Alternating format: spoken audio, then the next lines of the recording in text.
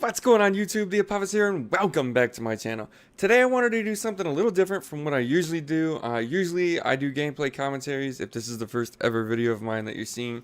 But I wanted to switch it up and I figured I'll do a quick little video vlog. And I really want to get into your mind. And that's why I decided to do it this way, as I didn't want to use some gameplay as any kind of distraction or anything like that. So I was sitting here and I was thinking about it. And I was thinking about failure in general. And I really got to thinking about why people are afraid to fail. And I can't come up with a reason. But I looked at a couple instances in history. One being the invention of the light bulb. Thomas Edison took over 10,000 attempts to create the light bulb. Now, I know some of you guys out there are pretty fucking smart and you're going to realize that he wasn't the first person to invent a light bulb. There was a German guy before him. But the model that the German guy used wasn't feasible for commercial production. So we're going to go with Thomas Edison because he invented the first commercially producible light bulb. But it took him over 10,000 tries.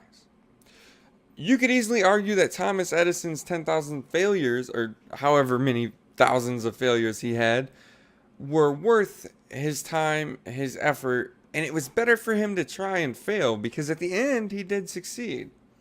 You can easily see how Thomas Edison would learn from each failed attempt as well. But on the flip side of that, what if you're skydiving? A lot of people talk about skydiving. A lot of people go. Statistically, it's safer than driving. Also, the sample size is smaller. We all probably know somebody that's been. And they all go, man, it was the most amazing experience of my life. But what if they would have failed? What if they would have jumped out of that plane, their parachute doesn't open, and splat right into the ground? Is failure worth it? In that aspect. I think we would all agree that, well, it would have been better if they just never went skydiving.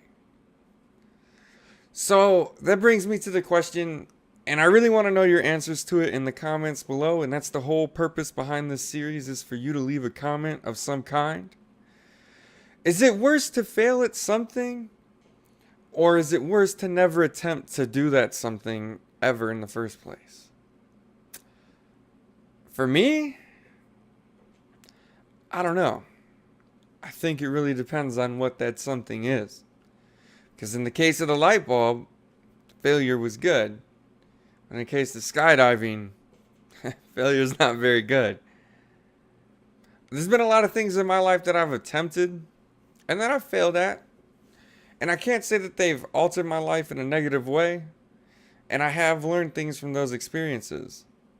I've also done a couple things in my life that I'm glad I didn't fail at, because if I would have, I probably wouldn't be here right now. It's hard for me to decide. And I really think that it's dependent on the situation and on what the thing you were trying to attempt is. The thing or the action or the event. What are your thoughts? Let me know in the comments below. And we'll see you next time.